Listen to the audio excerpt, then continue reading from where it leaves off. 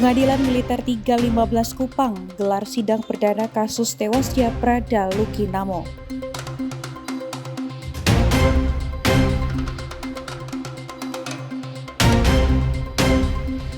Ia kukukan Ketua baru Dewan Pengurus Pusat periode 2025 sampai dengan 2028.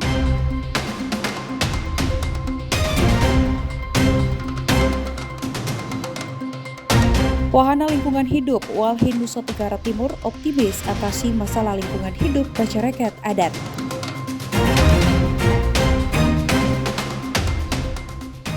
Halo pemirsa, Timur Sepekan kembali hadir menyapa Anda.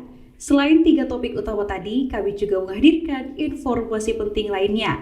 Anda juga dapat menyaksikan Timur Sepekan dan program menarik lainnya melalui live streaming www.timurtv.com. Bersama saya Salvi Moruk, inilah Timur Sepekan selengkapnya.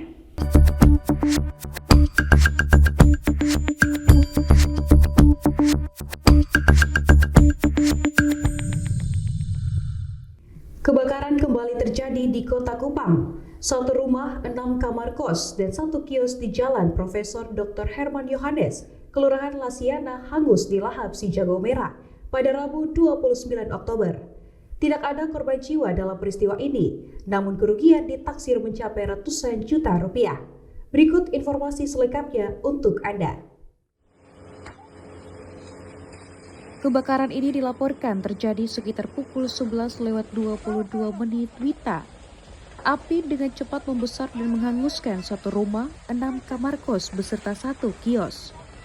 1 unit mobil yang terparkir dekat lokasi juga ikut terbakar.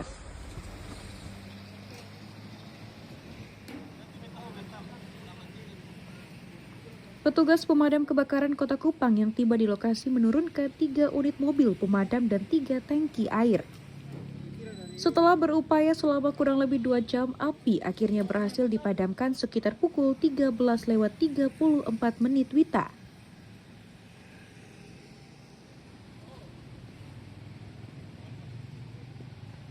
Tidak ada korban jiwa dalam peristiwa ini, namun kerugian diperkirakan mencapai ratusan juta rupiah. Hingga kini belum diketahui pasti penyebab kebakaran ini. Dari Kupang, Asraf melaporkan untuk Timur TV.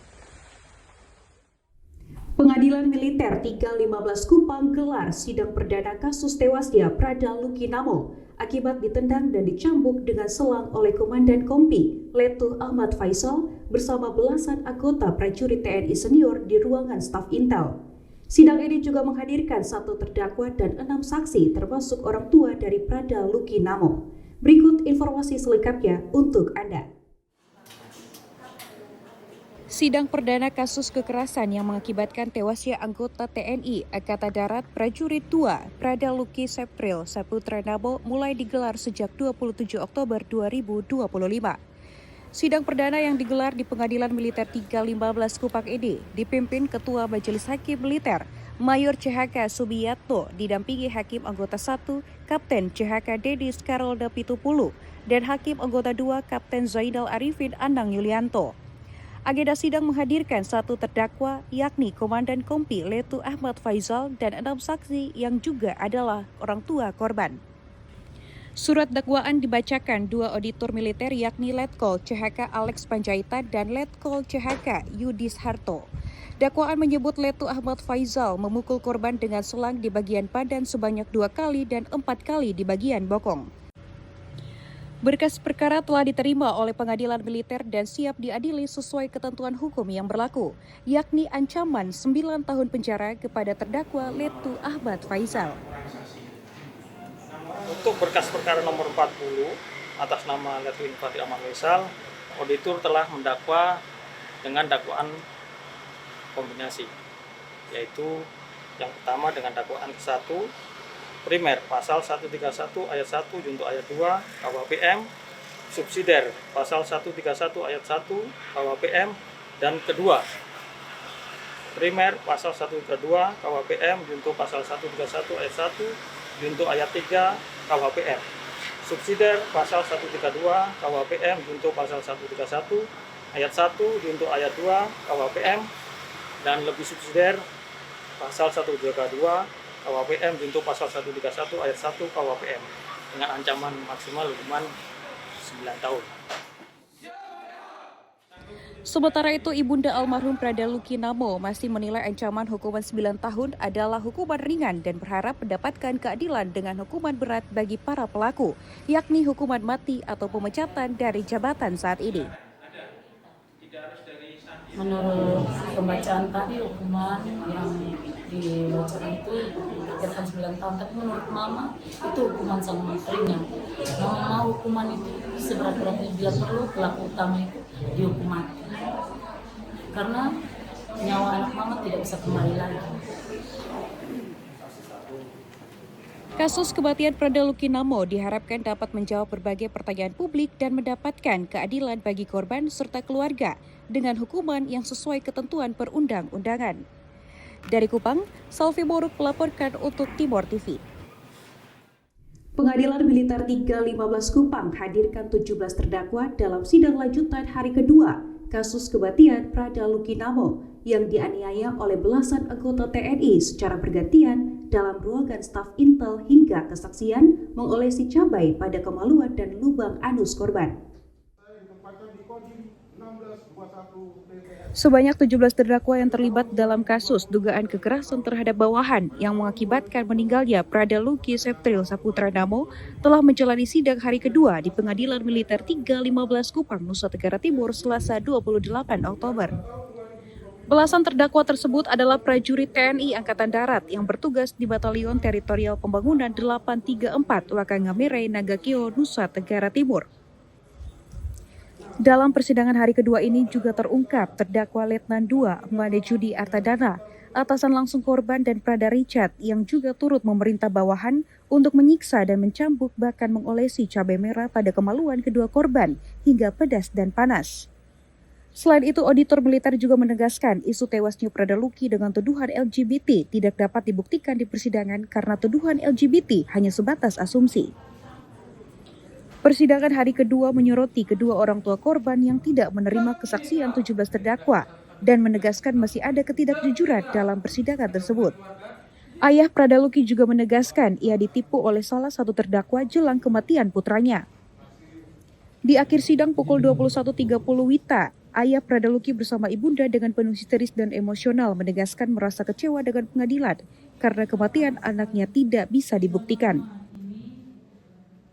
Kecewa. Hari ini saya kecewa dengan pengadilan. Kenapa tidak bisa buktikan? Katanya jalan cerita. Anak saya mati tidak ada salah. Kau 22 tersangka, kau hukuman mati. Ayah Prada Luki juga menegaskan Danyon tidak bertanggung jawab atas kematian anaknya dan menyebut selama proses persidangan tidak banyak bicara karena dibatasi. Danyon tidak bertanggung jawab. Tentara itu Danyon. Saya kejar terus.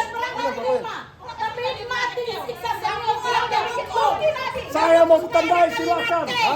Di ruang persidangan saya baru ngomong sedikit aja dilarang.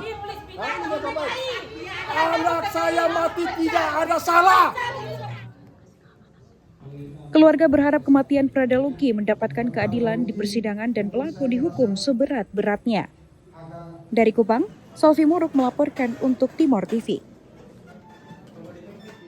Sidang lanjutan kasus tewasnya Prada Luki Namo masih menjadi tanda tanya besar bagi publik. Faktanya, sidang hari ketiga ini menghadirkan 4 terdakwa yang tega menyiksa Prada Luki dengan tamparan, pukulan, dan sundutan rokok di kepala hingga sekujur tubuh korban. Berikut informasi selengkapnya untuk Anda. Sidang lanjutan tewasnya Prada Luki Namo hari ketiga kembali digelar di Pengadilan Militer 315 Kupang, Nusa Tenggara Timur pada 29 Oktober 2025. Agenda sidang kali ini dengan membacakan dakwaan untuk 4 terdakwa oleh auditor militer. Para terdakwa adalah Pratu Ahmad Ada, Pratu Emiliano de Araujo, Pratu Petrus Nongbrian Semi, dan Pratu Aprianto Rede Raja.